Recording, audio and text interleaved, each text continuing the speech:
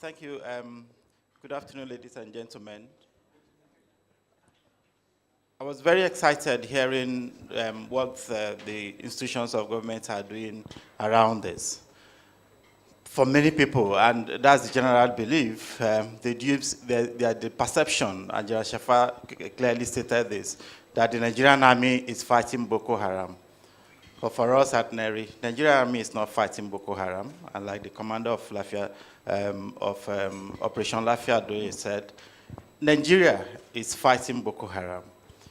It is when we have that mindset that we realize that every institution of government, everything about us as Nigerians must be geared towards ensuring that we reclaim every part of our land and make sure that every Nigerian feel Nigerian enough.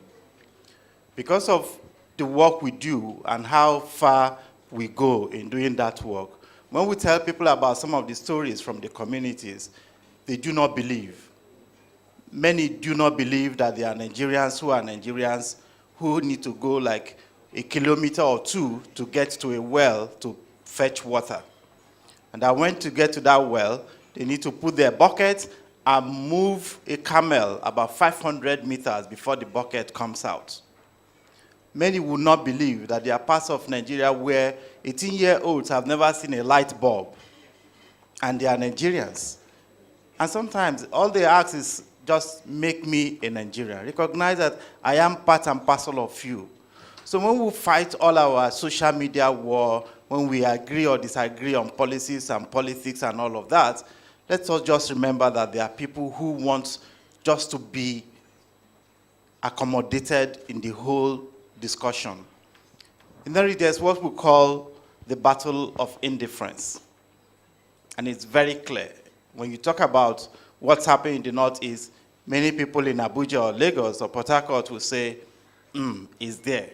In fact, some people who have been serially unemployed, if you tell them there's a job in Maiduguri, and they say, did I tell you I want to die? But they are Nigerians. And they will tell you, oh, I want to contribute. If you need to volunteer, I'm happy to volunteer to go to Maiduguri. And then you post something about a training for media or civil society groups, and you say Northeast, they will not even open it, talk less of thinking that it's something that is for every Nigerian, as if Northeast is not part of Nigeria. And in Nigeria, most of us talk about marginalization. By my name, you will know that I'm not from the Northeast, and I do not speak any of the languages in the Northeast, even though I work on this. Like all my colleagues, we see this work as working our passion. Like most of like the permanent secretary said, we have colleagues who have lost relations.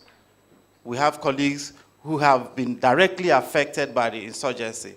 So they come with all that passion and with all the knowledge and competence they have to ensure that I prefer to regard us as citizen soldiers, ensures that we reclaim our land, supporting every institution that we can support. And so it is in that context that we will have a panel. There are people from the communities, but there is one of them whose name, like mine, is not from the community, but he's very lucky. He got named in a community, in Kishima local community, in Madagali local government.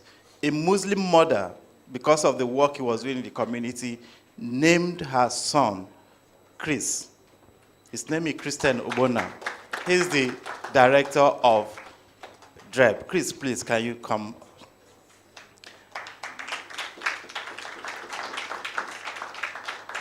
Chris does some of his focus group discussions at night to show you the much risk he takes. And some of them, you're welcome. Just sit. Yeah. And then we have the lady who needs no further introduction, Haja Hamsatu. Haja Hamsatu works with young men, young women. Some people call her Mama CJT, but she's so much more than that. And because of what she said today, I did not say more. Just look out for Hajia Hamsatu.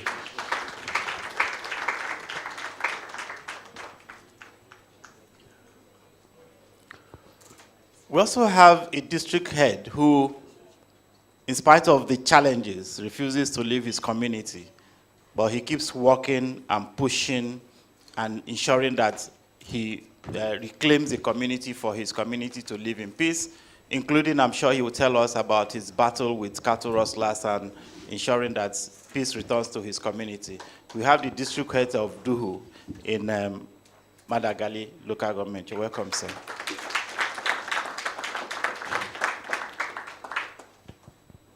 And of course, public administration. We have one man who have worked closely with Neri in different facets to do so many things within the community, within his local government. Public administration is the first thing that violent extremist organizations attack, and his community was left, his local government was left in ruin, but he remains the local government chairman of Madagali local government, and he's doing the work that needs to be done to fix it. You're welcome, sir. And from Yobe State, we have the general manager of the Yobe State community. Yes. You're welcome, sir.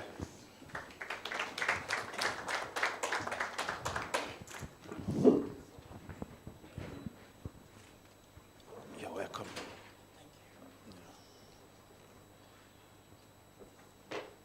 You're welcome, sir. You're welcome, fellow citizen soldiers of Nigeria. It was very interesting listening to what people had to say, and some of them I know are already going to, along the line of what you will want to be discussing. So we'll just take it off from there. Chris, you worked in a lot of those communities that at risk. You've worked in Gosa, you've worked in Mubi, and some of those other communities, even before they become popular destinations, like we will say. And I hear your story about being named by a Muslim woman who named her son Chris because of the work that you did in the community. That was one of the very first assignments that you did for Neri. Tell us, what do you hear? What is the mood in the communities about the efforts that is being made, and what is their take about reintegration and transition justice? All right, thank you. My voice is a little bit shaky. I have a cold, so I'll try to speak as loud as I can. We acknowledge the fact that a lot of efforts have been made and are still being made towards reintegration from different actors, government, or maybe let me say state and non-state actors. We also acknowledge the fact that maybe based as professionals and also understanding the various contexts and concepts, we also know that some of those who refer as Boko Haram perpetrators or ex-combatants also were at some point in time victims or are victims of the system, of the society, of even the insurgent groups themselves. These are some things that we know from our practice, from our profession, maybe from our education too. But we now have to re-echo the voices of the people who are less educated as we are, who see this from a different lens from how we are seeing it, and those that have actually felt the pain more. I was asked a question in Damboa, talking about reintegration. A woman looked at me and said, "Have you lost somebody?" I said, "Yes." "Of course, I have lost somebody." "Have you lost somebody dear to you?" I said, "Yes." "Have you seen somebody kill somebody you love?" I said, "No." "Have you seen somebody butcher your whole family?" I said, "No." He said, "Then you don't understand what you're talking about. You don't understand what you say when you say forgive, when you say accept, when you say reintegration. They say it's nonsense." This is the voice of the people. No. And so we ask certain questions, looking at reintegration, looking at the concept of transitional justice. People have asked, why are you paying more attention to the perpetrators than the victims of the insurgency? Because they see the reintegration program and the project as an idea, as a reward for participating in the insurgency. They see the idea of amnesty as a reward, and they say, if this happens, more of our people will go into this because they know they will get amnesty, they know they will pass through all of this. We also understand that there are different levels of profiling and all of that. I was involved in an activity that I had to more like do a sensitization on the work of Operation Safe Corridor. I was in contact with the general himself about this. He also gave me a link to certain communities where he think we needed to go into and talk to them. It is important to note that most of these people heard about Operation Safe Corridor and the reintegration project for the first time, including district heads, and in some places, I dare to say even some emirs in those communities heard about it for the first time. And so the question is, how would you be doing something for us that we are not aware of and that we don't even know how it's going? This is one of the questions that they have asked. Secondly, we look at the issue of the timing of the project. And some people have said, why will he be talking about reintegration now when the insurgency is still active in different places and all of that? And what are the parameters for them measuring the active nature of the insurgency? They say some communities are still inaccessible, which is the truth in most cases. And so, let's say if you're reintegrating these people back to the community, where are you taking them to? To the IDP camps? And who is going to be monitoring and watching all of this? These are some of the feelers we get. Then, another question that have been asked, what are they doing for us as victims of the insurgency? They hear a lot of skill acquisition programs for the insurgents, and we understand this, we know this, but the question is, for them, what is happening to them? What are you doing for them? So these are some of the issues that keep coming, and they keep raising these issues from the community perspective. They've also asked, I try to explain to the people, the activity of Operation Safe Corridor, it says 16 weeks, that's like 4 months. 16 weeks, that's approximately 4 months, thereabout. And they have asked, is 4 months enough for you to de-radicalize somebody that has been active in this activity for over 2 years, 3 years or so?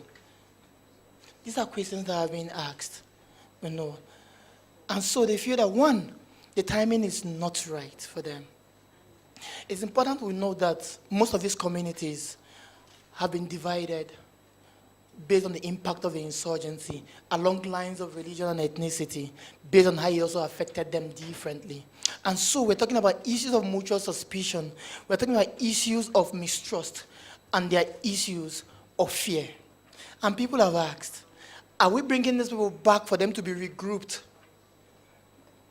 So these are questions that have been asked. If these places are not safe, you're bringing them back.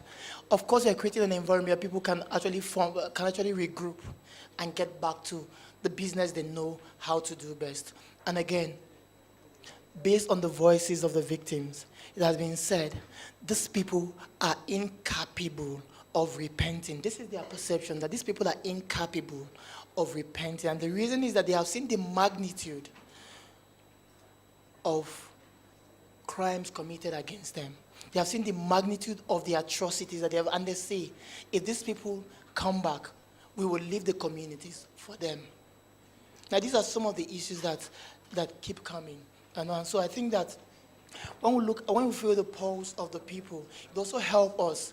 Like I said, we understand this from our own perspective, from our own engagement within here and outside here, but then these are the people whom we are doing this thing for. And again, I'll relate it to the issue of transitional justice. Of course, the government will be involved, traditional leaders will be involved, religious leaders will be involved. The question is, are these traditional leaders back to their communities?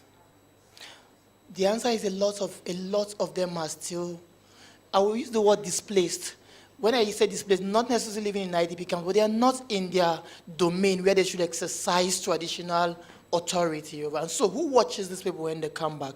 Is it the security? Is it the military? Is it the CJTF? So these are questions we need to actually address as we talk. I talk about also the issue of transitional justice. Most of these communities, you talk about transitional justice. I was fortunate to meet the district head of Du in one of my engagements. That was the first time I met him, and I heard also about some of the things that he has been doing, and I picked interest in most of them. Because the truth is that the traditional institution in these communities are organized, super organized. They have different levels of engagement, different levels of hierarchy, and have different levels of, I would say they're highly respected by the people. But the question is this: if they are not domiciled in the community, how then can they be engaged effectively in carrying out most of these activities? Again, most of them are primary victims. When the insurgents attack any community, most likely a first point of call will be either to the home of the district head or the village head also.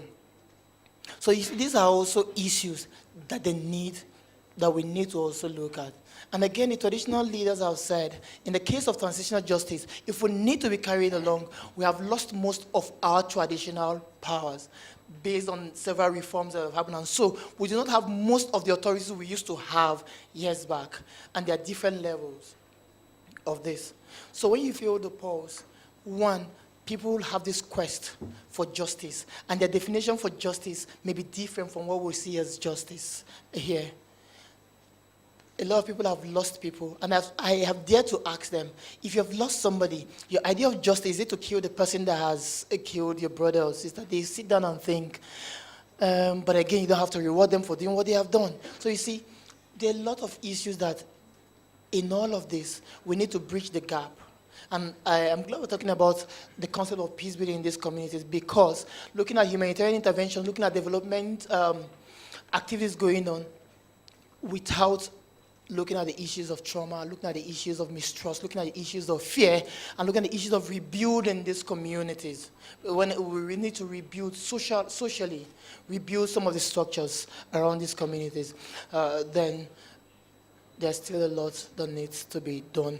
I could talk and talk, but let me hand over. Thank you. Thank you very much. I think that's pretty much says it for somebody who isn't from the community, but who has worked across the communities, either in all the three states of Borno, Adamawa, and Yobe. Hadia, you didn't leave also. You stayed back in Maiduguri. And I'm sure in due time, your story will be told of all the things that you did to keep the young men from joining or to reclaim them from the bad group, as you call them.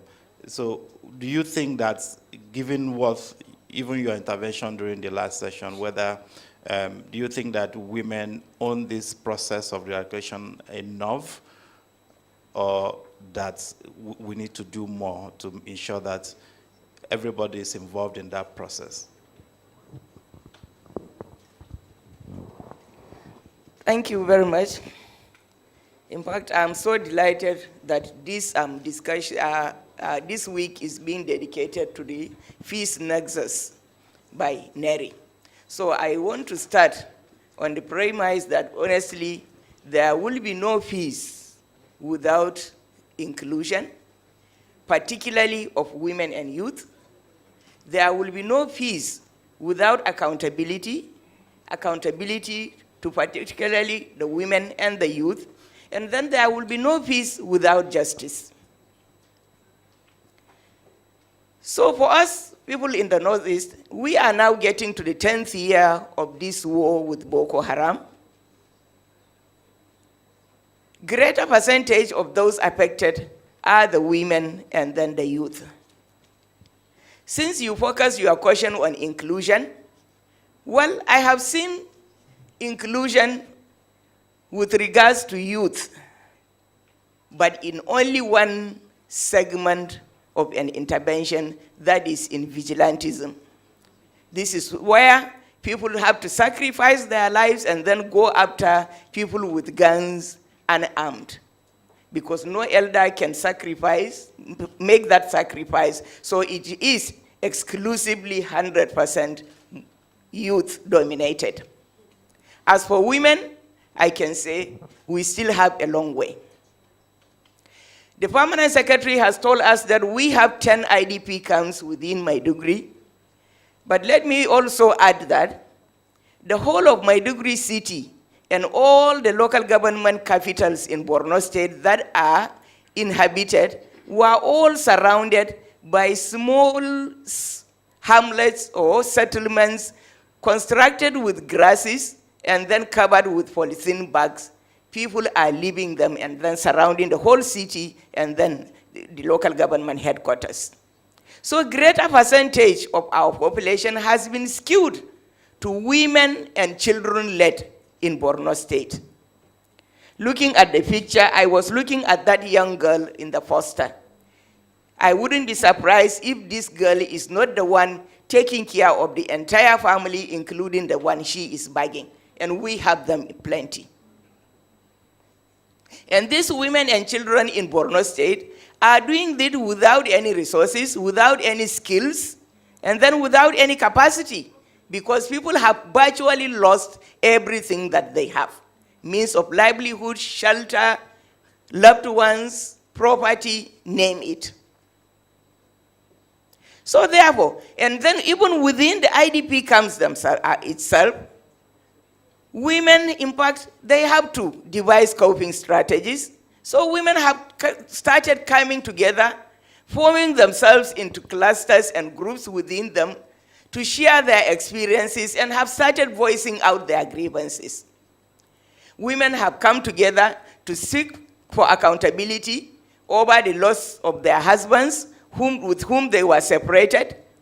They have started to seek for accountability from even our state authorities over the disappearances of their sons who were arrested in the early days of the insurgency, some getting to 5 years now. And we are talking of hundreds of thousands of women. So grievances are being generated. Tension is building up. In fact, and then the whole world, I can say, are now in that community of Maiduguri. International people are there. They themselves struggling. In fact, when I heard that there is shortage of money, I wasn't surprised, because they themselves are also struggling for the part to be supported with that grant so that they can, in fact, come and then make interventions in the Northeast. So what percentage of that intervention goes to the actual people who are affected?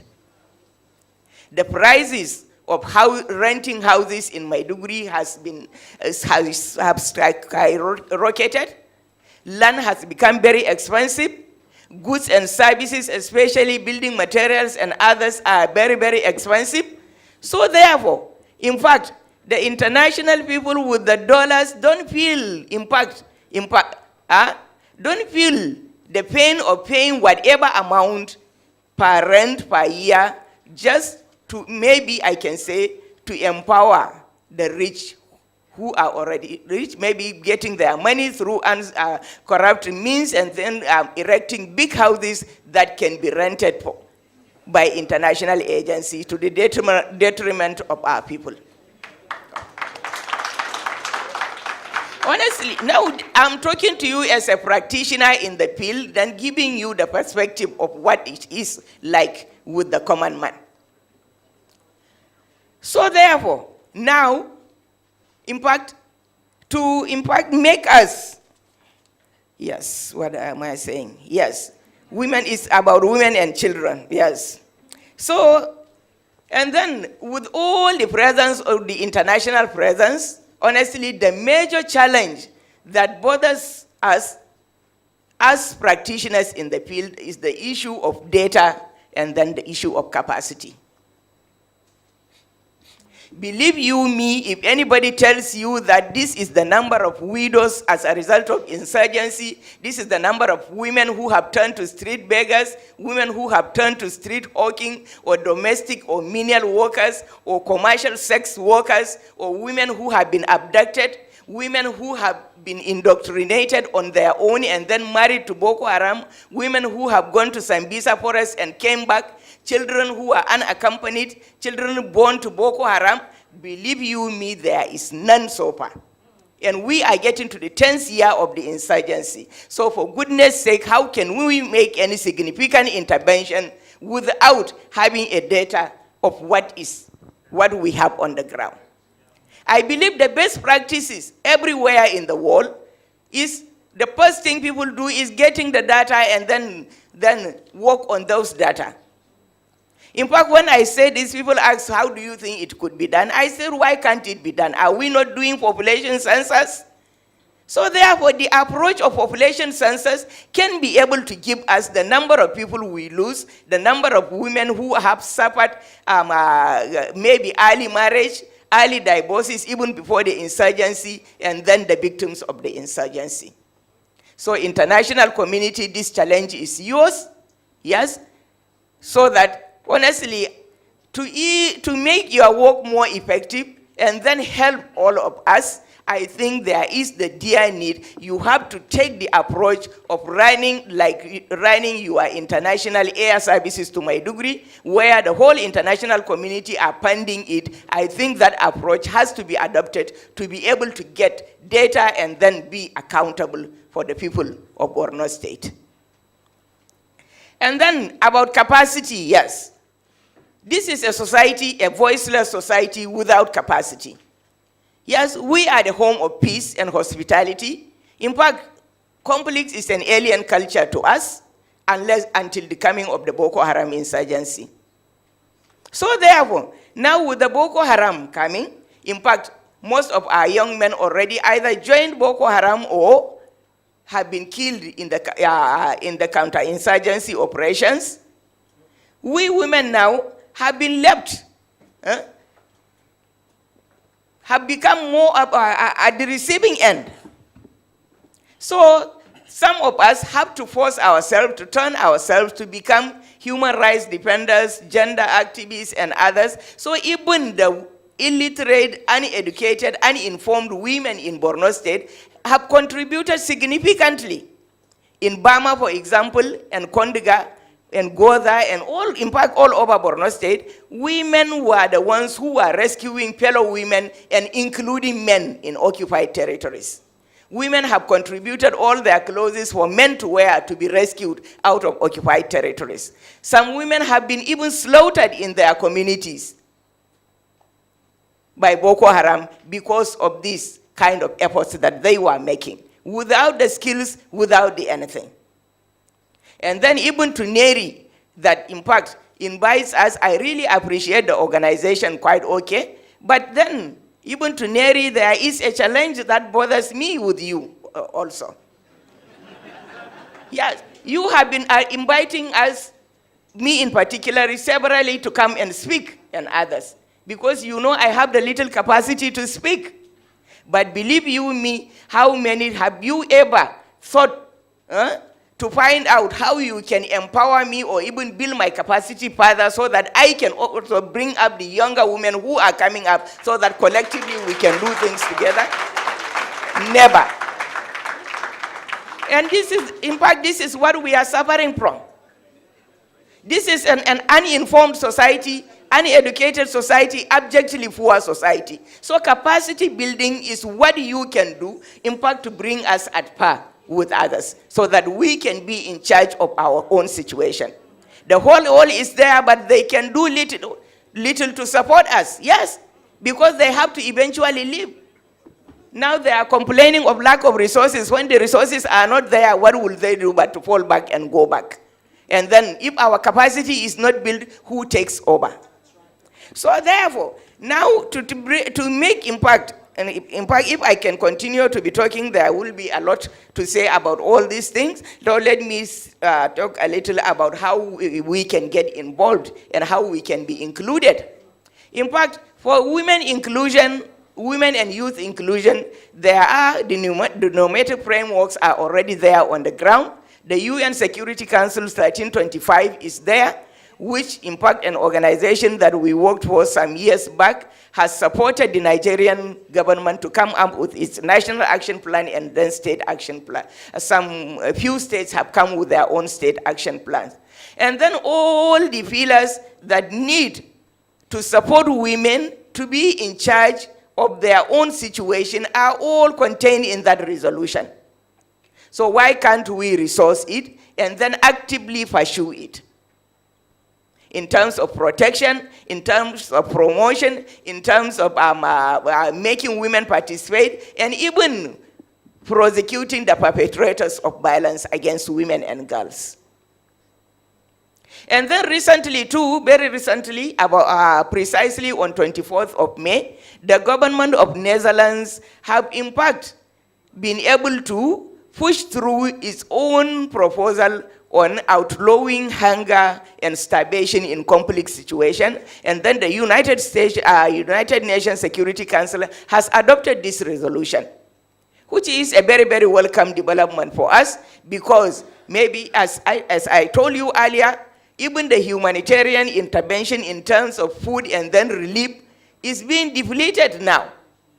Women and children in camps and others, maybe because of the lack of resources that we were told earlier, in fact, food is becoming an issue. And now that with a resolution, I think people will now become more focused so that they can pay attention and then they can pay attention and then see how to support these women and then children to be fed well. At least many have died, because in fact those images discovered by, Doctors Without Borders in Burma, like the pictures of famine-affected victims in Somalia, that you can even wonder whether it is in Nigeria at all. It is real. In fact, it happened in Borno State, and still, believe you me, with all the territories that have been reclaimed, still there are territories that are not safe to be traded on. So the people living there, only God knows what kind of situation they will be. So therefore, but then as we women who are in fact ready to make, to show that empathy and then engage with fellow women and others, I think women need to be supported in all way possible to be able to bring our words to the table so that the nexus of peace can be adequately addressed. Thank you. Thank you very much, Ajia. I will talk about how NERI can do something directly with you, but we are doing a whole lot in terms of capacity building for young persons in your state. In this room, we have 15 young persons out of 45 members, fellows of the Northeast Social Innovation Fellowship. Perhaps it's time that they begin to also interface with you in some way. 15 of them are from Borno State. They have the highest number, and there are several other activities, including the work that we're doing with photographers, with Fatih, and the young people who are doing wonderful job work in the state. But like I said, it's a very good thing that you mentioned seeing what you are doing and how NERI can be of some direct support to that. Thank you very much, Ajia. Next we have the district head of Duhu, Raji Mustafa Sanusi, and he stayed back and he has done several things. He has a center, he has set up a security using young men, encouraging them to keep the community secured, and even fighting off and helping rescue cattle from possible criminal activities. So our community is ready, sir, to move on and support reintegration. Are they ready now? If not, what could be the concerns? Good afternoon. My name is Mustafa Muhammadu Sanusi, the district head of Duhu. Let me give you a small backgrounder. When my domain was taken over from the Boko Harams, I quickly went home and took the statistic of all those that have joined the insurgency. And this is the striking result. About 69% of those that have joined insurgency are from a group of 4 people, either people from blacksmith family, those from slaves family, those that were born out of wedlock, and there is one linguistic group that is called Mataka. So these are the 4 group of people that constitute 69% of those that have joined the insurgency. So the question we are going to ask, what do they have in common? The result came out that they are being segregated upon, all these 4 groups. They are economically backward. World Bank might refer to those that live with less than $1 a day. These people, they live with less than $1 a week. So the poverty level is very, very, very, very high.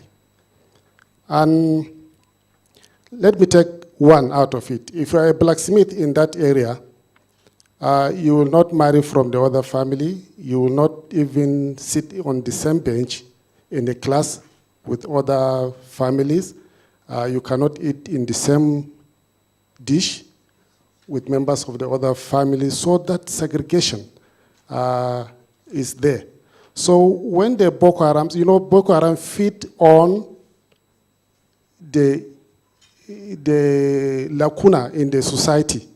So they will come and tell them that we'll give you Amir. You are now the chief of the town. They will willingly accept it.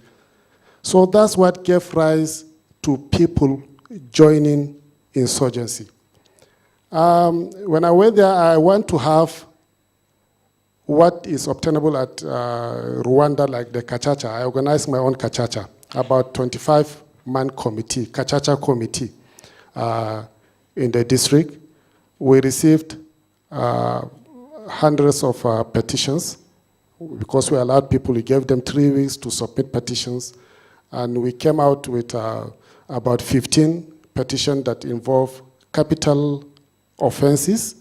We have 183 that is of theft and connivance with Boko Haram. Then we have minor offenses, about 73 or so. But later we come to realize that we don't have that legal backing. Someone may turn and take us to court for using the community to punish him, because the aim was, if you will appear in front of the committee, they will rate your offense in the community, and later you ask for forgiveness, and the community will not leave you. Maybe they will push you, go and sweep the marketplace for maybe 1 month as your punishment. So that was the concept. But later we found out that we don't have that legal backing. So despite the fact that we were able to treat some of these capital offenses, let me give you one example where we have 2 families that are neighbors, and one is from the rulership, that's the Bulama of that ward. So their son joined the insurgency, and he killed the other person from his neighbor, the other family. So how we solve that problem, we just remove that leadership from that family and give them, and they are now sitting in a normal thing. There is no problem between them any longer. And we did it in writing, I mean, they will be swapping among them for forever. That's the concept we are having, that's what we are doing there. And later, since we realized that we don't have that legal instrument to continue with that one, we changed that committee to be Post-Insurgency Crisis Management Committee. So they came out with so many resolutions, like fighting crime in the society, insurgency, cattle rustling, farmers, herders clashes, theft, drugs taking, and the rest. On farmers, herders clashes, we sat with the committee and we identify the routes through which herders come into the community, and we had about 13 members, Fulani leadership, 13 clans in the Fulani. We sat, we gave them collar, they distribute collar. They have taken oath that they will not fight and the rest. And we have zero mortality now in terms of farmers, herders clashes. Equally, we constitute a vigilante group that is called Pulaku Civilian Brigade. This Pulaku Civilian Brigade, because we realized that 80% of the crimes that are being committed there are perpetrated by the Fulanis. So what we did is to form that brigade. By forming that brigade, they will be able to checkmate themselves, because we have that religious problem there and tribal problem. If you ask the other vigilantes to checkmate the Fulanis, it will turn to another conflict. Maybe those that are Christians checkmating Muslims, and it will go on and on and on. So that's why we choose 50 able Fulani men to checkmate: 1, cattle rustling, farmers, herders clashes, and the issue of drugs among the Fulani. Because if we solve this problem, we have solved about 80% of the problems of that community. And I'm happy to mention to you, they are now 52 or 53 days in existence, that Pulaku Civilian Brigade. But they were able to retrieve about 163 cows from the cattle rustlers in just 52 to 51 or 52 days. So we have started seeing the result. And they were able to ban Fulani men from taking drugs that is making them to go and steal or rustle cattle or, and the rest. They have banned them from taking even alcohol, not to talk of tramadol and all these substances. And equally, we have Mothers Forum. In that Mothers Forum, we have a representative of mothers where they will be taught on how to do skills, these small skills. But in that meeting, when they were doing that, they will be discussing among themselves to see the changes in their children. Maybe in respect of radicalization and even the issue of drugs. But here we have a challenge. At that challenge, we want the government, we want a legislative instrument to forward all those issues that are threatening the coexistence of the community. And that we need a bill that should be read as post-insurgency crisis management bill. There, the substance of that bill will have maybe how to control that society, maybe empower a little the traditional institution we'll check that problem by taxation. Maybe, let me tell you, like a head tax now, in which the government have abandoned that tax. But it will enable the traditional institution to know the statistic of those that are living within his domain. That head tax is just 10 naira by law. It is not that money or revenue that matters, but it allowed us to know who is living in our domain. We will have that statistic.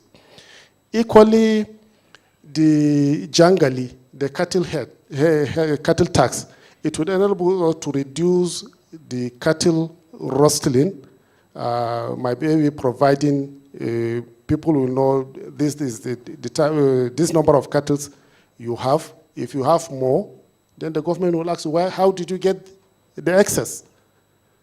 And equally, thirdly, we want that ground rent tax. Traditional rulers to collect that ground rent tax because it will enable us to know who is living in which house. so that we will not be going there, rent house, be manufacturing IEDs and the rest. So I urge government to please facilitate. Though we have been working on that in Adamawa State Government, we are lucky to have a governor that is having concern. He's supporting us. He's giving us stipends and the rest. So we want it to be a law so that we can have a pedestrian where we can walk on the peace of our society. Thank you very much.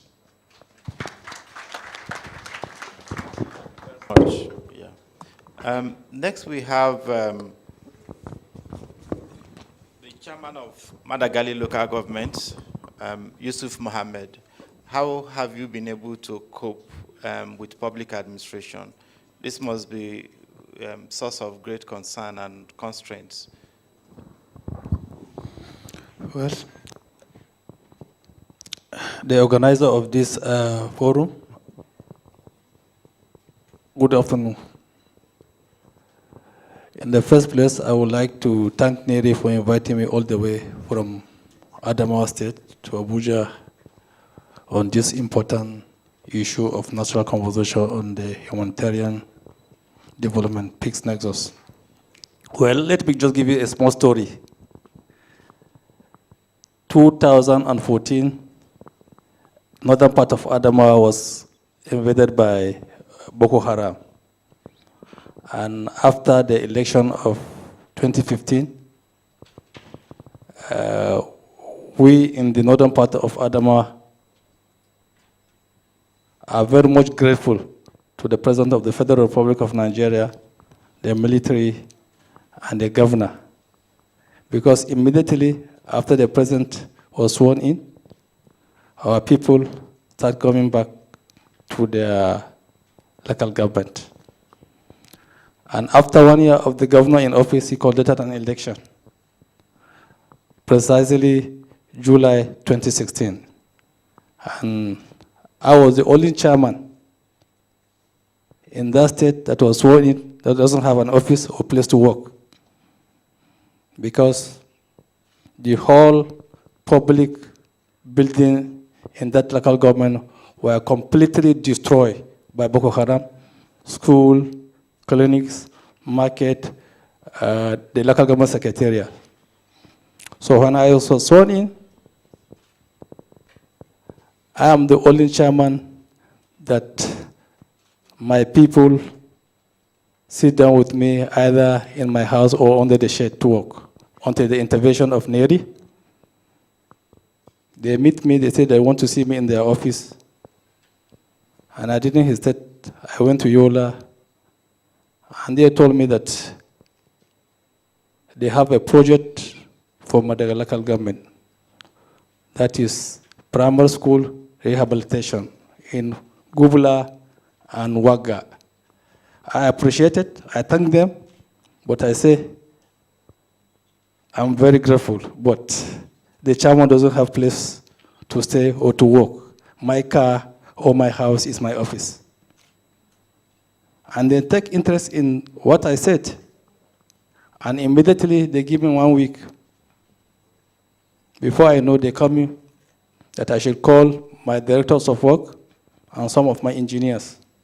Within a week, they strike a deal and give a contract to rehabilitate part of the secretariat and furnish it, giving brand new generator. And I think my secretariat is one of the best secretariat in Adamawa State now. Thank you to Neri. So the issue you are asking, Boko Haram have turned everything down completely in my local government because it's just like starting a new building until some of the humanitarian organization or NGOs, everybody is saying up to now Madagali is still under security threat.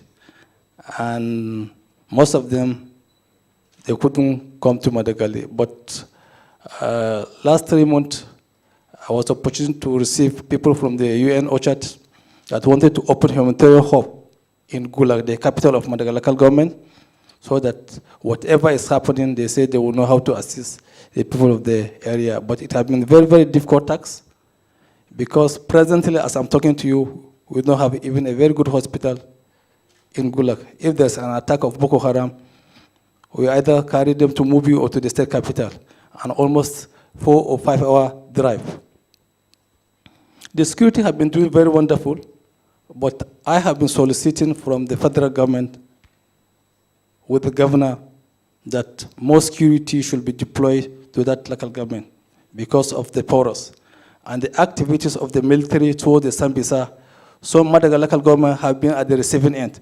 When these boys are trying to escape towards the Mandara Mountains or to Cameroon, so they will strike in Madagascar local government. Their activities during the day, in the night. It's not during the day. We never receive any attack during the day, unless maybe, as the Ajia said, suicide bomber. And mostly these suicide bombers are young ladies and women. Mostly, 99% of them are young ladies and women. So we have been, there's a lot of crises and challenges, because some of the humanitarian, they will say, because of issue of insecurity, often they cannot able to access to Madagascar local government, they will not come. But NERI have been partnering with the local government, and if not because of NERI, I don't think I can able to go to that local government. Over 17 different activities that NERI are doing in Madagascar, or have done in Madagascar local government, like the renovation of the administrative block, or renovation of the district head palace in Gulag, or renovation of 2 different primary schools, or renovation of maternity clinic in Shua, rehabilitation of some boreholes, construction of new boreholes, organizing Children's Day, organizing CLISA, assisting over 1,000 farmers, empowering over 500 indigenous of that local government through giving them livelihood of she-goat and he-goat. Even just of recent, NERI were able to empower over 100 women that lost their husband either through Boko Haram or who are vigilante or hunters. So it is very, very difficult. And presently, the state government is doing a lot in terms of education, rehabilitation of schools. But as the Hajia said, we have over 2,000 orphans. Last week, the leadership of the Christian Association and that of Muslim Council made me that they have registered over 2,000 orphans that doesn't have both parents, and over 1,000 widows. So these are there are a lot of challenges, and I'm calling and soliciting from other partners that Madagascar now is safe for any humanitarian assistance. Thank you. Thank you very much. We appreciate that. I didn't know we've gone up to 17 in Madagascar alone, but that's the way we roll in NERI. We have over 400 activities. We have over 400 activities and have rebuilt police stations, built living quarters in Nganze, in Mubi. Mubi, after the bomb blast, we are supplying the general hospital with medical supplies and non-medical supplies so that people will get support. We're very excited to hear that. We hope that those facilities will be put to good use. And like you said, Madagascar still needs support. Thank you. From Yobe State, we have the Yobe State Agency for Community and Social Development, and the general manager is gone, Baba Ghana. Sir, how is Yobe State government responding to this, especially with ongoing attack in some parts, and then the fact that communities need to get back, you need to stabilize them, and you need to transition them to normalcy. I wish to start with a special thank to the conveners of this Peace Nexus. I would also like to appreciate all the participants here. Before I go into what you have stated, I would like to digress a little bit. Now, when the SSG of Adamawa spoke, is this thing going to end? He spoke the mind of many people, especially the communities where we are working. And when the general gave an assurance that yes, we are determined to put an end, I think it is a big relief to all of us, and especially those who are living in the Northeast. However, another dimension to this is, how far have we learned from our own intervention and activities on those issues that have actually caused this insurgency? And then, do we have any early warning system, any check and balances on the ground that even if we bring this one to an end, we are not going to have another different issues? I'm not trying to be pessimistic, but I'm saying this because I've been seeing some things at the field level. This morning when we are saying people will go back to their own communities and be integrated, and then they will engage and become farmers so that the community will progress and see good examples. Now, if you look at those critical areas in Borno and Yobe, right now, the environmental degradation we are going through, the complete cutting down of trees, the emergence of sandstorm, destroying houses and dusting everywhere within houses is a very big problem. Now, when insurgency of Boko Haram started, people are trying to link so many factors to it. Poverty is mentioned, unemployment in that area is mentioned, things like industrialization, opportunities. That place is comparatively backward. If you look at all the indices of development, that place seems to be backward. So for us, while we are fighting this, we should need to put a structure on the ground that will analyze the lesson we have learned and look at other areas that are still hiding. Probably that will create another different problem for us. Now to your question, what is the Yobe state government doing? Yeah, the Yobe state government is doing a lot. You remember when the general was talking, he said in Yobe, the issue of camp is comparatively de-emphasized. We don't have much camp within Yobe. But most of the IDPs are living within host communities. Now you have varieties of them. Some are directly living with their relatives and people whom they know. Some of them were given accommodation or space within the communities to be able to set up their shelters. Some of them, when they left, probably they left earlier than when they were a little bit attacked, and they were able to rent some facilities and in living in those areas. Now, with that too, there are a lot of issues. The issue specifically is in trying to help those that are IDPs living in the host communities. You should also look at the interests of those people who are volunteered to host those communities, because there are a lot of frictions that are being created. One, these people are, if you go and sit down and start discussing, you'll see that they are very enthusiastic and they have accepted these people and they are doing their role as their brothers' keepers.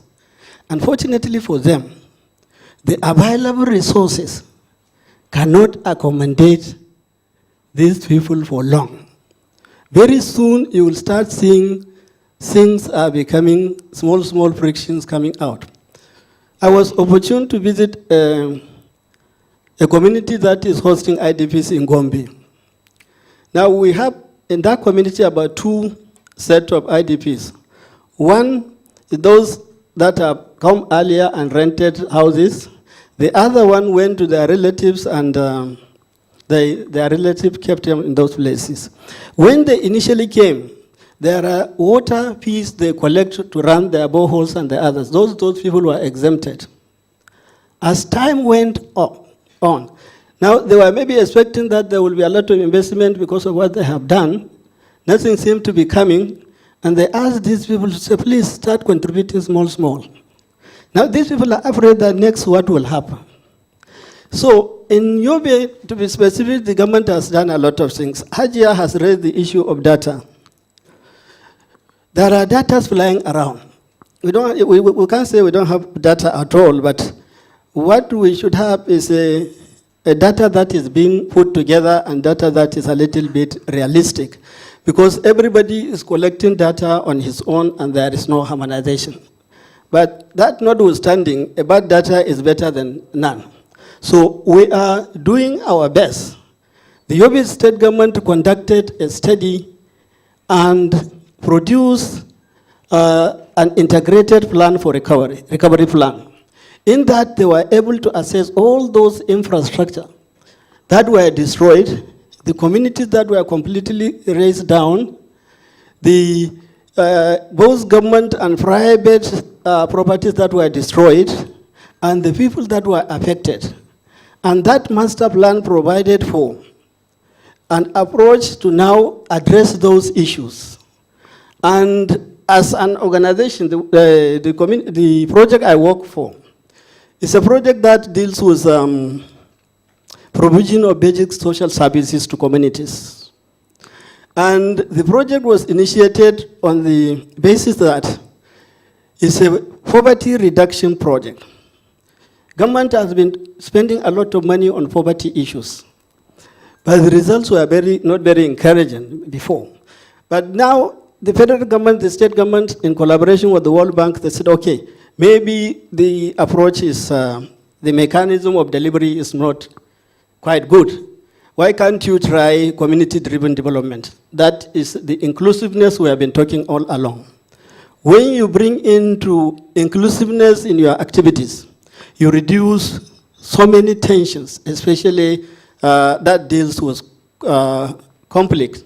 So we have been intervening, and this project actually predated the insurgency itself. So when the insurgency came, when the plan came out, we are now moved in to address some of the critical issues in those areas that are intervening. That is the basic social services, education, health, provision of schools and renovation and the rest. Now, because the approach we use is an approach that addresses inclusive issues, the project was well received. We operated for quite a number of years, then on pilot basis, then later we graduated and then scaled it up. But there is a lesson to be learned. Whatever intervention you are doing, especially for those in the development sector, the humanitarian is a quick response and life-saving approach. But for the development sector, please evaluate and see where you are going. For instance, I will give you an example. We operated for about 5 years. We provided basic services in even communities where there are no schools and their children are not going to school. Those communities requested for school. We provided them a standard school with furniture, with stuff. The local government provided them stuff, and they were functioning well. But the evaluation came out with something else. They said, you have done a wonderful job. You have brought in so many people to education. But unfortunately, the poorest of the poor has not benefited. The reason was that in a very poor community, when you go and provide these facilities, there are people within that community, even sending their children to school has an opportunity cost. They go and cook and sell some other things and then bring them something to eat. Now, that prompted us to bring in another component that will address that, and then I'll look for collaborators within the donor agencies, those that will take care of that thing, so that we can be able to address the issue of all the communities. So, like people in the safety net came in, our own component, we created a special group for the poorest of the poor, the vulnerable group. We are not treating them as of a whole community. They can be within the community, but they can also raise issues that are specific to them. And that is being addressed specifically for this thing. So the state government is using all these donor agencies, plus our own. NERI is here, there in Yobe. They are doing considerable job, very appreciative work. IPAT is there, Padama is there. We are all contributing to this general something. Because, as also it has been mentioned by the other panelists, the issue of resources. Now, if we come together, the state ensures that let's make a maximum use of these little resources that is coming before it dries out. If you collaborate, and then we create a synergy, this one will cover a lot of those issues. So we always meet, and then we have what we call the donor finance committee. We produce a matrix, and then we see where one is best opportunity to do that. And our operation is such a way that we have the capability of like a quick response. We can move into the communities quickly without bureaucratic channels, because the project's document clearly allows for that. And when we go into the communities, because it's all-inclusive community, we sit down, discuss with them, and those projects we are addressing are demand-driven projects. We don't go to communities and say, you do this, you do this. No. We find out their needs and let them prioritize the need. When needs are prioritized, they are the people to implement the project. We are just facilitating. We give them the resources, we give them the power to decide, and we ensure that those things are done within our own agreement. And we set up various committees. And one of the fundamental committees we raised is the Conflict Resolution Committee. That Conflict Resolution Committee, we trained them thoroughly. That please, when you are implementing this project, obviously, since people who are selected or elected that are implementing the project, there are possibility of conflicts coming up. And not only pertaining to the project, your own previous problems and how your community is moving. You stand, and these people are elected based on their role within the community, and they implement it. And the government gives support and continue monitoring our own interventions in those communities, and then is all supervised and all reflected in the respective ministries and departments. If it has to be education, or all what we have implemented will be reflected under education. If it is water supply and sanitation, Ministry of Water Supply or Water Corporations will all be reflecting. So we have done a lot of work. When we started on these insurgency issues, we have implemented quite a number of projects, about 116, with a total cost of about 471 million. The project is continuing, and we will be closing by June 2020. And as the financing is coming from the World Bank, this is the additional financing in view of the special additional financing for the Northeast, the $75 million that was recently approved, and is distributed among the 6 states on the basis of intensity of the insurgency within the respective state, with Borno getting the highest allocation of $20 million, and followed by Yobe with 7 million, and so also the other 6 states. So this is what we have been doing. The government is ensuring that these resources are properly used, the communities are fully engaged, and then while engaging the community, we go on the need of the community, and then we have to be all inclusive to reduce tension within the community. Thank you. Thank you very much, sir. It just occurred to me to tell District Head Mustafa Sanusi that perhaps in days to come, NERI is supporting Yobe State government to put tracking device on about 5,000 cattle. So in days to come, they may come to your community to take back some of those cattle. Thank you. this has been very mind-opening for most of us, even for me sitting here. Chris, those who ask you, you don't know what you are talking about, maybe we need to find ways to let them know what we are talking about. And I think it's about breakdown of communication. So how do we communicate better? How do you think there's anything that could have been done differently? People also talked about time for integration. Is it the time now, or is it too early in the process? We are still in active conflict in some communities, and in some others we're talking of reintegration. Is it possible to radicalize within the short time that we have, the government is setting? I hear in some communities, some are saying, why don't you make it 4 or 5 years in Borno State? Some of them are saying, in a related activity that we had, that it should be up to 5 years, they should be in the camp. And then lack of transitional justice framework.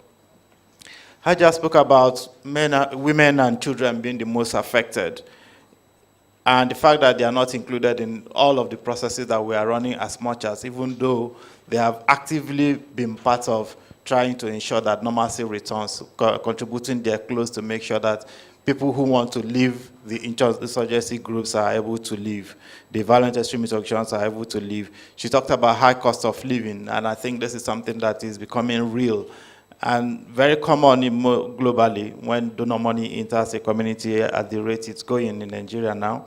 In the Northeast, land, rent, goods and services, all of those things escalate, and minimum wage have not changed for those who earn it. And then she also spoke about data and capacity, lack of capacity, and organizing and engaging.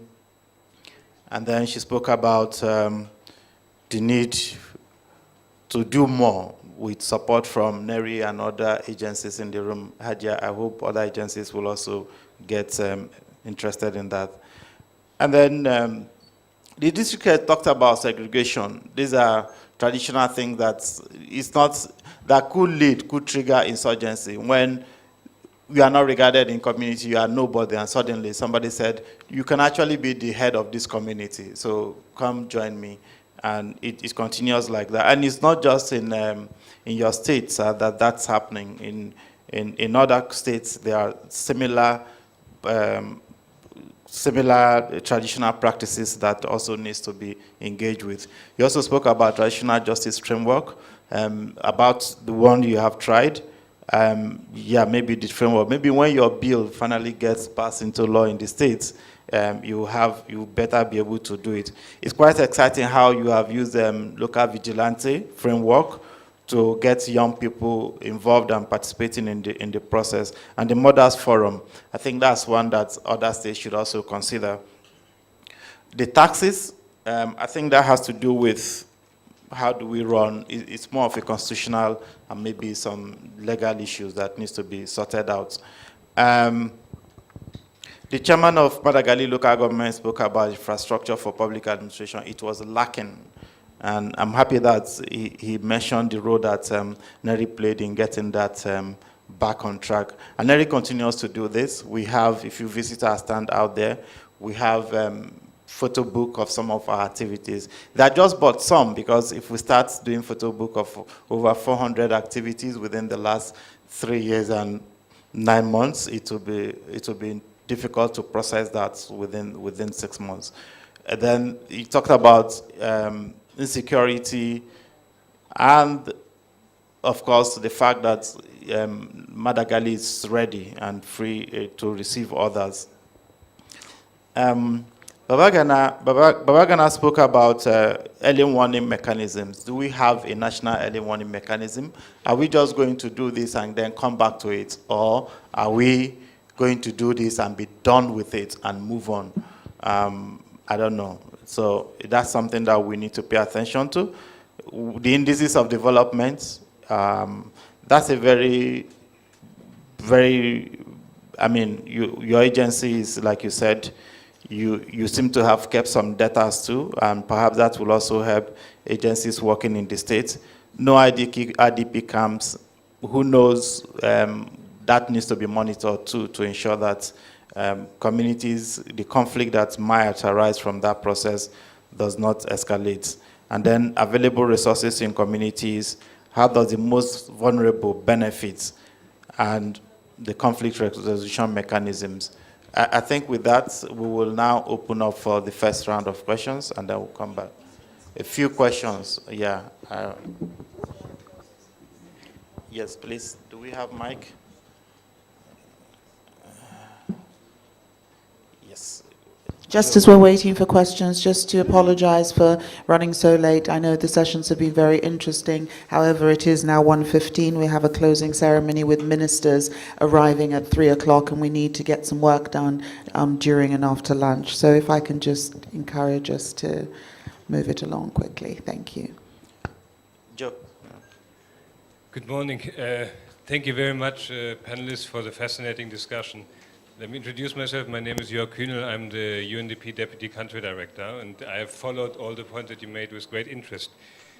Our engagement with the communities in the Northeast correspond to what I've heard from you. There are two aspects where I would like to seek your guidance from. The first aspect is that in our discussion, it seems women in general are much more open and ready to engage in reconciliation and possibly reintegration than men. That at least is the feedback that we get from different types of focus group discussions. So my question would be to you, how can we make sure that we better engage women in these discussions that circle around reconciliation, which, if I understand correctly, traditionally are not really associated? But perhaps I'm wrong. The second question is the youth often tells us that this reconciliation business is very good, but you know what? We actually need a future. That is actually the feedback that we get. Also, they tell us that the reason why many of them move towards criminality and possibly radicalization is, to some extent, also rebelling against the fact that they don't get from their leadership what they're really seeking from. At least that is the direct feedback that we got from them. So my question again, how can we make sure that we engage the youth in a reconciliation process? Your guidance will be very appreciated. Thank you.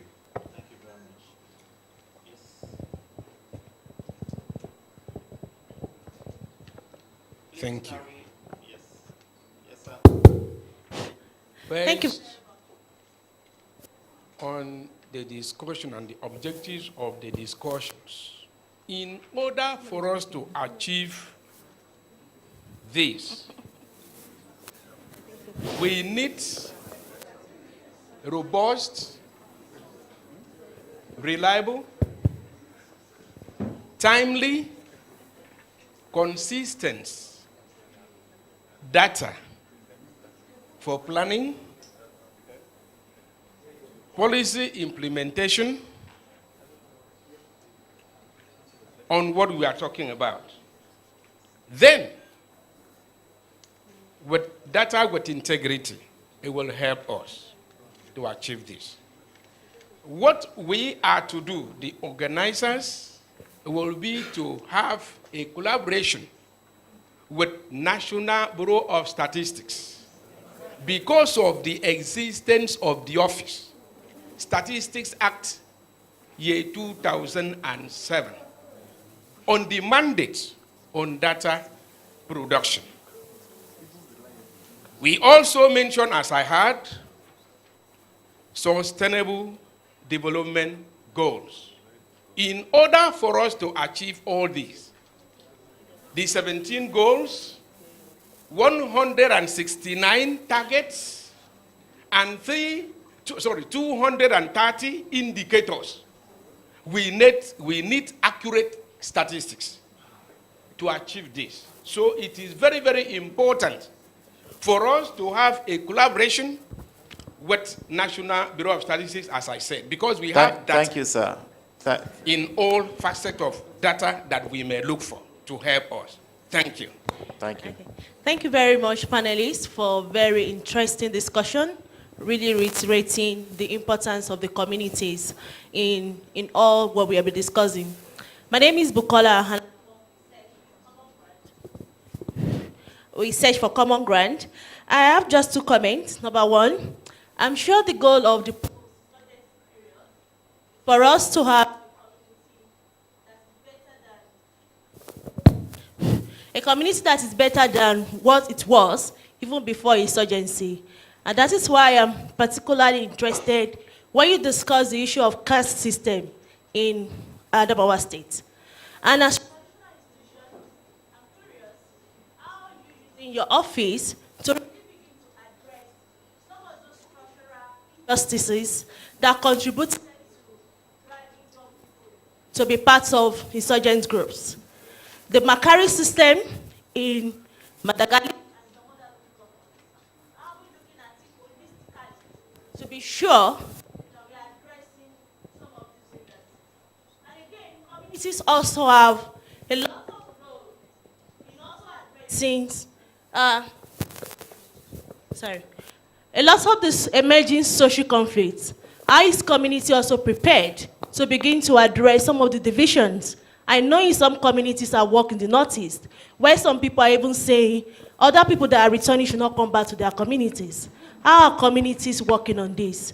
And also some of the issues that may be arising, people that left, that had all their properties looted. There will be a lot of tensions around this as people are returning. How are we looking at this holistically at the community level? Best peace-building initiatives are locally generated, externally supported, not waiting for the external to really instigate these things. And my second point is on, I really like the idea when you talk about what you attempted on Gashasha in Madagali.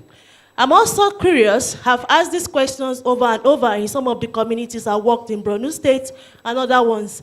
What are those traditional structures inherent in our own tradition that can be used for promoting reconciliation and justice? Of course, we know the status of the justice sector in Nigeria. Are we going to wait for others for us to really be able to have reconciliation? What are those structures at the community levels that we need to begin to look at strengthening so that we'll be able to really, really work for peace in looking at issues of reconciliation and also issues of justice that is very necessary for us to really have peace in that context? Thank you. Please, to make it easier for us to manage, can we just have one question rather than double-barreled? Yes, and after this, we'll take questions. We'll have the panelists answer. Thank you very much. My name is Jiro. I work with the Crown Agents. I just want to mention here that I thought there was a part of the conversation was taken yesterday when the issue of sustainability was asked by the gentleman. But then I kept hearing development partners again today. Unless we deliberately take charge of this as a people, we will always be going in a cycle. Because by the time we keep running to the development partners, thinking the development partners will do this, let's not forget, wherever the sources of funding are finite. People are already asking questions from those countries. They want transparency, they want accountability. Jens mentioned something yesterday when he was on the panel. Nigeria is a middle-income country. Let's not deceive ourselves. I would want a deliberate thing here. Let's keep thinking about what do we do as a people. It's fantastic that Yodi and her team have arranged this. Should we continue with the conversation? But we'd have to drum it into the ears of everybody, and especially the government. We have to take charge. Possibly the vehicle is veering off a wrong course. We have to pull it back. There is just so much the development partners will do because they cannot run a parallel government. We will have to have the framework. We will have to put everything in place for these people to plug in. Please, let's get it in our heads. It's fantastic that we have these development partners, but let's take the charge, and it makes it much easier for the development partners to work with us. Thank you very much. Thank you very much. So do we just answer those questions? Just speak. Anyone that relates to what you have said and. Yes, I'm happy. In fact, there aren't much questions, but rather contributions. But on the UNDP, how to engage more with women and youth, In fact, during our discussion over the years, particularly the violent ones, and then of recent with victims and survivors. In fact, one of the major things that drives people even to join the insurgency and become radicalized is this issue of inclusion, and then looking at this radicalization as an empowerment. It is very funny, whenever we think of radicalization, we think it's a negative thing. But believe you me, to these young men and women who joined on their own, to them it is empowerment. It is left for us to see it in different angle, but to them, that is what it is, which now challenges the society. A young man telling me, a boy of 16-year-old telling me he has been allowed to marry 2 wives in the Sambisa forest. Yes, and then the woman, the 19-year-old woman, who was with them for 9 years since she was 9 years when they abducted her. Although not abduction, she was indoctrinated by her uncle, and then they took her at the age of 9. She stayed for 10 years with them. Now she is 19. And now, you know, she said, in fact, the young people there are just respected like elders. She said the equality is there, displayed in open. And then there is wide consultation there. And then and then they said also that as women, even as a woman, she is allowed to undergo all this training freely, and then they even mount her on top of an armored vehicle and taught her how to fire these armored vehicles. And they have allowed her to recruit her cohorts. She is now commanding women and young men in the Sambisa forest. So, and this is what is lacking in our society today. All as I am 60 years old, but my community will tell me I am a woman. Yes. They may not allow me to lead in certain aspect, unless with this insurgency, when they saw how proactive we are, that in fact, all stakeholders, including the Islamic scholars and even vigilantes, are looking for us to come and lead them.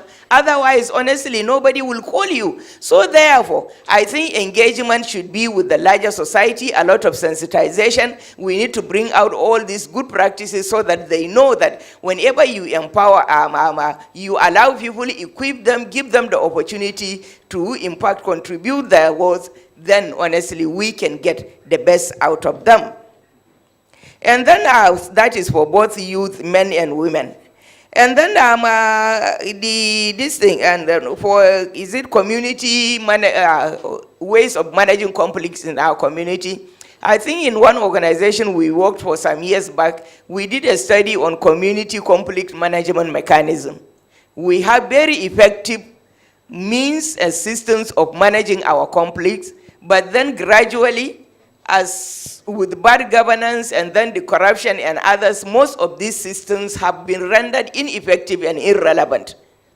But still, if we can go back, in fact, and then engage particularly with those institutions, particularly the institution of traditional institutions, and then the religious leaders also, so that we equip them, maybe build their capacity. If there are other countries, I believe there are some Arab or Islamic countries that have some models that need to be adopted for those of us in northern Nigeria, so that in fact, if it is traditional leadership, you know, it's just hereditary.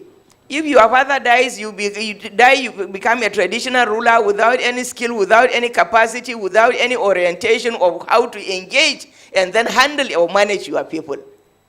How then you just go and assume that office without anything? So therefore, can we, as development partners now, yes, although we have to, someone is cautioning us against that, but for now, development partners are still very, very key. Yes, we need you to drive this, to drive it for us, so that in fact, we develop curriculum, maybe some training models and others for traditional rulers too, and then develop some guidelines for them that if you become one, you have to undergo certain trainings and others so that to equip you doing what you are doing better. People like us learned it the hard way, the only way. Nobody trained us. Nobody gave us anything, any capacity. But it's necessities that made us become what we are. So therefore, we still need certain accepted tools and skills that we could use to better do what we are doing in the society. So likewise, the traditional rulers themselves, like the religious leaders themselves. So please, we need this in the society. And then lastly, I think, yes, the dangerous, the high-risk individuals in the community that we live with, particularly the men and women who have gone to the Sambisa forest and come back active, and then their minds is still active with the insurgents themselves. I think there is no how we can finish them militarily, although the general has said they are committed to do it, they are doing their best, but they have already infiltrated us that we cannot fish them out and finish them up. So there have to be another level of engagement. So that, I think, could better be best done by women and then the youth in the communities who are closer to them, so that we can mobilize them because they have trust in us, they can speak up. You may never know them. So that let's engage with them, de-radicalize them locally as we do. Believe you me, as I'm talking to you now, only 3 weeks ago, we were able to register that female, 19-year-old female commander into formal education class in Maiduguri. Silently, we did it. And now she has gone. And gradually, she will come and be even leading the rest, so that she can bring other members of her cohorts. We have done it, so it will work. Thank you. I'm really sorry. I'm going to have to insist that we literally make these comments short. We have, I think, just 2 more because we're running very, very late. It's Friday. Many people want to go to the mosque. I want to respect people's time. Thank you. Well, the question on the caste system. We are doing a lot. In collaboration with the local government, we have been organizing workshops and sensitization, faith-based sensitization for the communities. Secondly, we were able to create new ward heads, and in the society that are the Makeris and the rest were given the ward headship in my community. And thirdly, encouraging marriages within them and other groups, though it is very, very, very, very difficult. But we hope that it will soon see the light of the day. Thank you very much.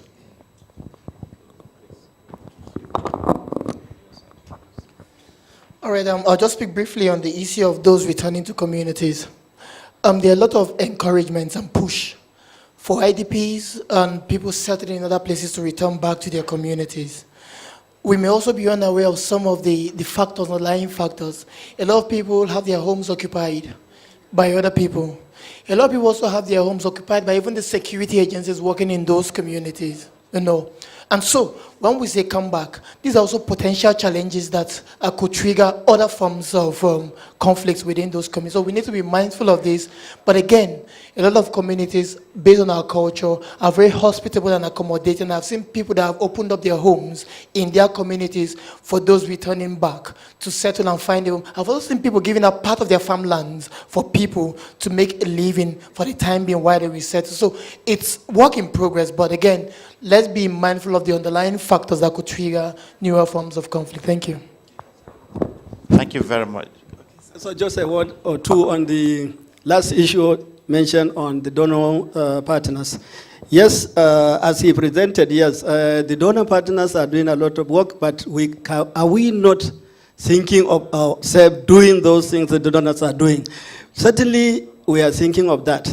If you look at all the resources that the donor partners are bringing. If you compare it to the resources in the country, they are very insignificant. But the most important aspect is, see, we are getting technical and good practices from other parts of the country. Their contribution is still relevant on those directions, but let us not look at it on the monetary side of it. Thank you very much. Over to you. Fantastic. That's a great note on which to end. Thank you so much. I'm sorry I had to rush you up in the comments. This is such rich discussions that, as the USA director said to me earlier, he said, Yodi, do you want to keep this going another day? Let's keep it going till Saturday. Let's keep the conversation going. I said no. I want to recognize the presence in the of my honorable humanitarian brother, who, like a true brother, has shown up every day pretty much to the sessions despite his busy schedule. The Honorable Sani Zoro.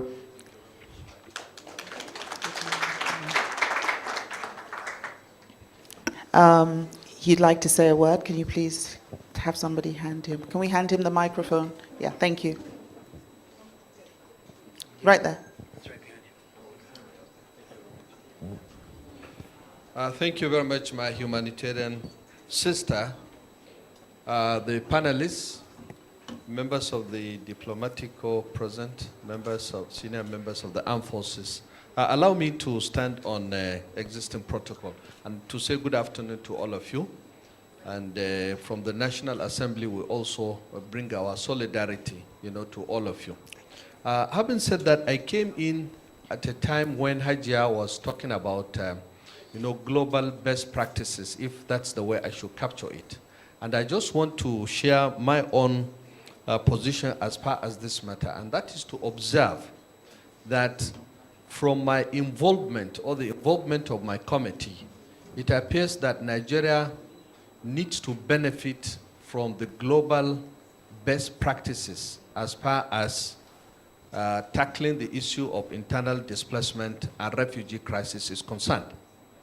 For the second time, sometime in February this year, I was in attendance at what is called the Dubai International Humanitarian and Development Conference. This DHAD has been ongoing in the last 11 or 12 years.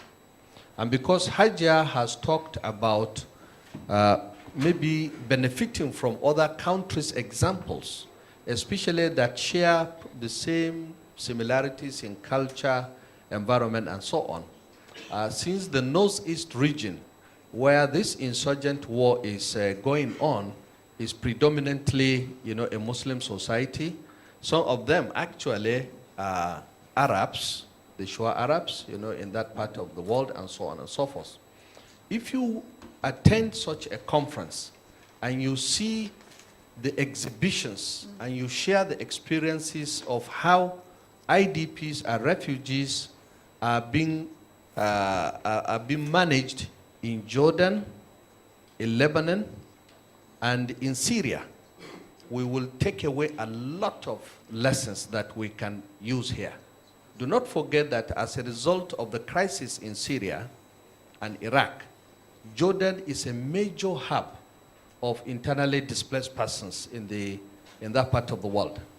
And do not also forget that Lebanon probably has hosted, more refugees than any other country since 1948, after the Israeli, Arab war. So we need to learn a lot from such kind of, and of course, the charities, as well as other voluntary organizations, and many of them driven by governments. Like the Dubai government has a whole ministry of humanitarian affairs that coordinates charities and development efforts towards ameliorating internally displaced persons and refugees and other populations of concern. In the whole Middle East region, it appears to me that they have such a thing, but Nigeria is yet to have a ministry of humanitarian affairs. I insist that is the need for such a ministry, because if you go to Sudan, Uganda, Sierra Leone, Liberia, and Niger Republic, where they have experienced internal displacement situations, there are such ministries, so that we can have a minister that can make policy, that can defend policy at the highest levels, and then coordinate the agencies that are into the humanitarian, delivery system. And then I was not here when the issue of the military campaign was raised. But I want to say that our own feeling as representatives of the people, going side by side the military campaign, we also need to explore peace avenues, peaceful avenues. Why? Because the history of all armed conflicts have always ended at the negotiating table. This is the 9th year we have been, going through this war. And we thought the colossal amount of funds that are being used, in the military campaign can as well be rerouted, to development efforts. That is one. But this is a matter of political will and decision at the highest level. We recognize that. The last time we were at an IDP camp with the Speaker of the Honorable of the House was Saturday. And I can tell you, the wish, the aspirations, the outcry of internally displaced persons is, we want to go home. We want to go home. That's what they keep saying. So how do they go home?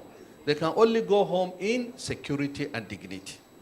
And that is why we say there is a need to combine these two efforts. For instance, we have 91,000 refugees in Cameroon at the Minao camp. We have well over 100,000 refugees in Niger Republic.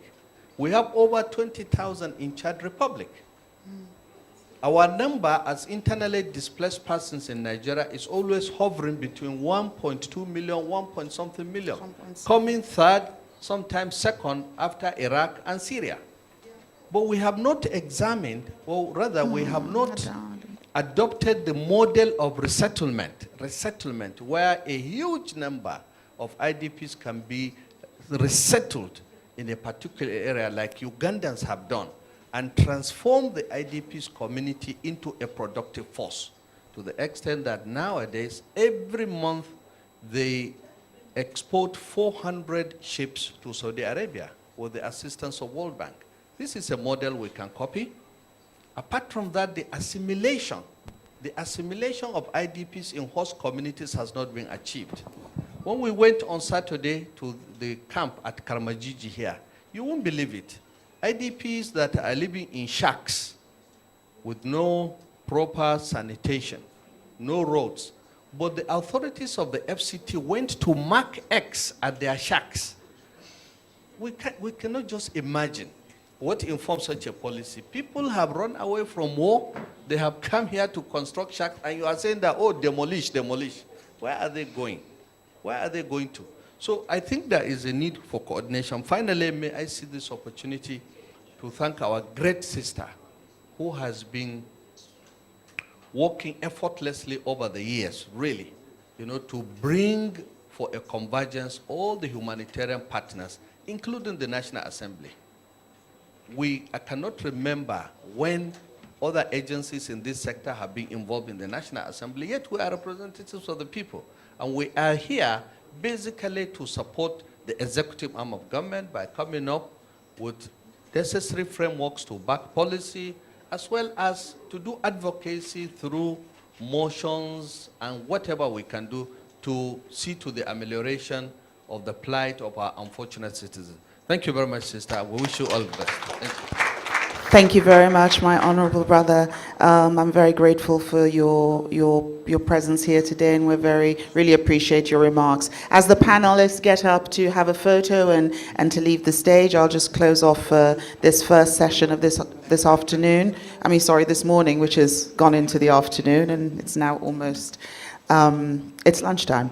So thank you very much, everybody. We've really heard a lot about how the lack of feelings of inclusion lead to radicalization. We've heard about how we might think radicalization, as Hajia said, we might think radicalization is a negative thing, but to them it is empowerment. I actually echo that sentiment, because I also met a young lady out of Sambisa about 2.5 years ago who told me that in Sambisa she's a madame and that here she's nobody. nobody. So we have to look at those root causes of conflict. The other issue that we needed to touch upon very quickly is something that Jiru raised earlier, and he's now out of the room, when he talked about us moving back to the talk of development partners. We have to remember that the entire conversation in the world is a new way of working, and I'm very happy that the gentleman from Yobe managed to remind us that we have the resources in this country if only we will use them properly. The final thing is when you talk about rents, land rents, goods and services, as Hajia said, from Maiduguri, we have to remember that that is a supply and demand issue.